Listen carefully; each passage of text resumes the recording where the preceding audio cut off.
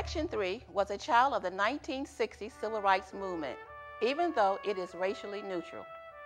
It was created to ensure that HUD-funded activities would provide not only improved living conditions to low-income residents of a community, but would offer employment opportunities so there could be a double benefit from a project. In the aftermath of the Watts riots of 1965, the report of the National Advisory Commission on Civil Disorders, known as the Kerner Report, called for legislation that would stimulate jobs and business opportunities for residents of assisted housing in distressed urban areas. The 1968 urban riots made employment of urban slum residents a particular concern. Section 3 came about from the Housing and Urban Development legislation of 1968 hearings before the Subcommittee on Housing and Urban Affairs of the Committee on Banking Currency, United States Senate, March 5 through 20, 1968. A review of the Senate hearings on the proposed housing legislation for 1968 indicated interest on the part of some senators to use HUD-generated jobs and business opportunities to further the goals of poverty area redevelopment. The result was that in 1968, Section 3 of the Housing and Urban Development Act became law.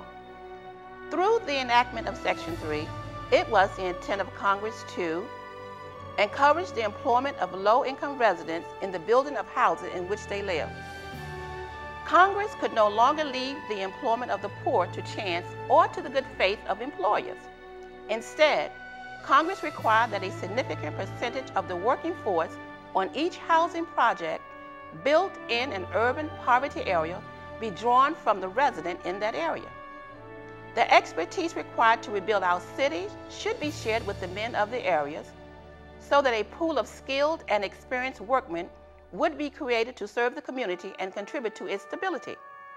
It was a need to get away from the welfare system and give people jobs and rebuild the distressed areas.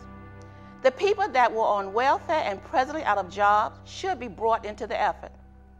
The reconstruction of the distressed areas can and should bring with it economic advance. The attack on the physical problems of the slums should be matched by an attack on the employment problems of those who live in the areas. It was the intent of Congress that the building trade unions would contribute the training of low-income residents for the work, and the residents would share fully in the reconstruction of the areas. Senator Kennedy expounded about a rebuilding project in Bedford, Massachusetts, and how the builders used the people living in the area for the rebuilding. The builders started working with labor organizations and were able to bring in unskilled workers as well. It was said that the people did a remarkably good job, and they learned very rapidly, and the projects went ahead satisfactorily.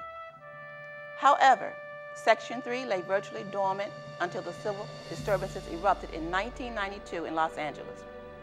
The Congress and HUD realized that residents in a distressed area faced the same problems that had been identified in the Kerner Report 25 years earlier.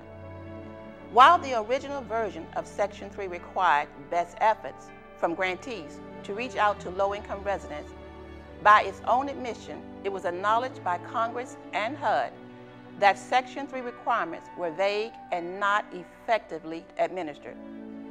Discrimination and disinvestment were still plaguing these areas. Low-income residents were socially and economically isolated. While the original focus of Section 3 was public housing, in 1974 the statute was amended to include the Community Development Block Grant, CDBG program. And in 1992, the Housing and Community Development Act amended the original legislation and clarified and strengthened what was expected of HUD recipients and contractors. Several recent events have led the department to re-examine its Section 3 enforcement efforts. For instance, the devastation of New Orleans and the Gulf Coast region during the aftermath of Hurricane Katrina created an enormous opportunity for low-income residents to play a role in HUD-funded rebuilding efforts.